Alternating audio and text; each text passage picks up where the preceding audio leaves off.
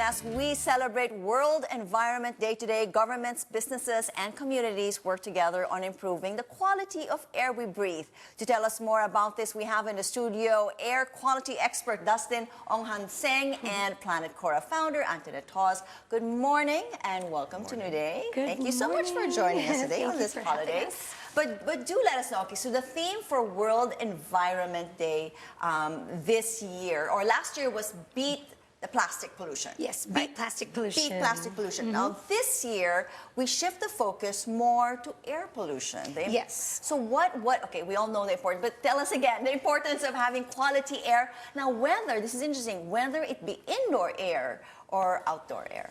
So, air pollution, of course, is directly related to climate change, global warming, ocean acidification, and worst of all, it's causing 7 million premature deaths per year, with 4 million in the Asia-Pacific region and 600,000 of those being children. So it is also a huge health risk across the world, most especially in developing countries. It is directly connected to people living in poverty, most especially as well. So it's very heartbreaking and also very frightening for the planet at the same time.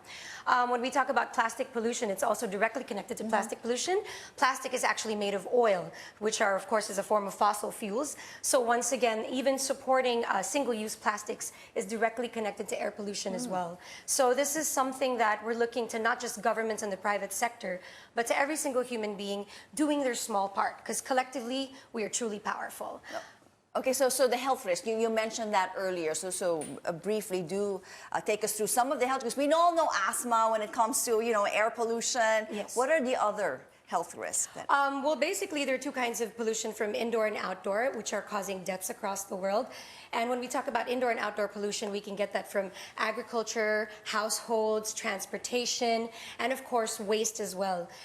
When we talk about the diseases and the risks for premature death, it's related to cardiovascular as well as respiratory illnesses. So this includes stroke, lung cancer, asthma, pneumonia, also most especially in children as well. It can affect cognitive development and has been known to cause dementia. And this is quite alarming because, we take in, we breathe air like every single day. And indoor air, Dustin, talk to me about indoor air. We're also so familiar with just the outdoor air. And once we step out, but once we feel that once we're inside our home, we are safe. But apparently, maybe not so. Yeah, not so, because people have this general impression that when you're indoors, you're always safe from outdoor air. But in actual fact, indoor air can be up to 5 times worse than outdoors. And if we look at our daily lives, we're mostly inside, whether it be at home, at work, even when we're traveling inside a car. So we're around 90% indoors. That's right, more so now. Because of traffic, most people even decide to just work at home. They don't want to travel so much anymore, and they're making things a lot more convenient. Now, Dustin, you have to also explain, you are the co-founder of a sensor startup, which is Yuhu, which is an indoor air sensor that tracks the air you breathe and provides, of course, us with data on how to create a healthier office and building. So how did this all happen? Well, it all started, why did you think of something like this? The whole idea started when we didn't feel so good inside the dormitories when we were studying. Then this idea came about, and we started developing this. And 3 years of R&D later, we launched the product. We launched it in July of 2017. And the whole idea of this is really, we want to educate people, to provide them the information so that they can take action.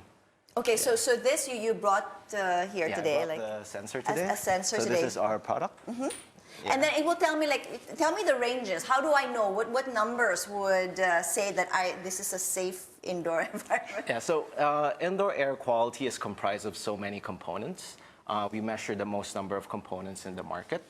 And we look at your comfort levels ranging from temperature to humidity. We also look at the pollutants in the air, such as dust particles or PM 2.5, chemicals, which are volatile organic compounds, to the general freshness of the air, which is carbon dioxide. Do you have enough oxygen? Do you get enough ventilation in your home? All of these have effects to your health, whether it be allergies, whether you get nauseous, whether your productivity goes down at work. So all of these will affect your well-being.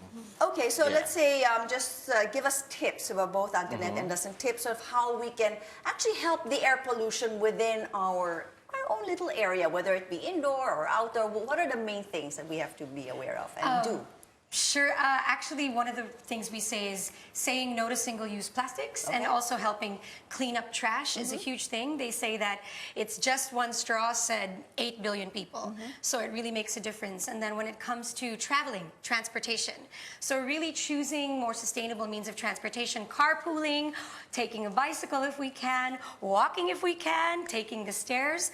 At home, basically conserving energy, turning off things we really don't need, unplugging things we don't need. Even that? Yes, Okay. it makes a huge difference because since we're not connected to renewable energy sources, that in itself is also consuming fossil fuels as well and greenhouse gases.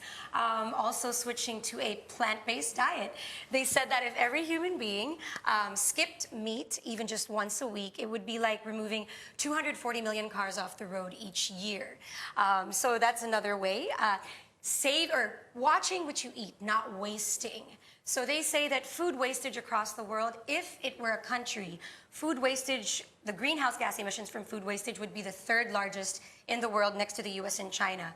And it's really sad because just 1/4 of that is already enough to end world hunger. So watch what you buy and finish you'd be so what you surprised that everything is just connected to one another. Yes. So Dustin, what else would you like to add? Like if I have the sensor and I go, oh, then it's a bit high, and how do I improve the air pollution inside my home? So there are different ways for you to do it. You can do it either manually or you can automate things in the home. So if you want to do it manually, you can just change the products that you use. You use things that have less chemicals, better brands of detergent, better brands of bleach, better brands of paint as well. You can also choose better brands of air purifiers because you want to see how good these purifiers can clean your air. And being a smart technology that we built, we can also control these machines. So we can automate cleaning of the air, making sure that you don't have too much humidity so you don't form mold in the home, which will eventually affect your health as well. Okay, well, I kind of just do a lot of plants. Yes. For some reason, plants it's always help my as well. go-to thing. Let's plants, more plants. Plants or plant a tree. Well, thank you so much. We have Thank a you so quality much. expert. We have Dustin Onghang Seng and Plant Cora founder Anthony Toss with us this morning. Thank you so much for sharing all this you. wonderful news and things that we can actually do to help Mother Earth.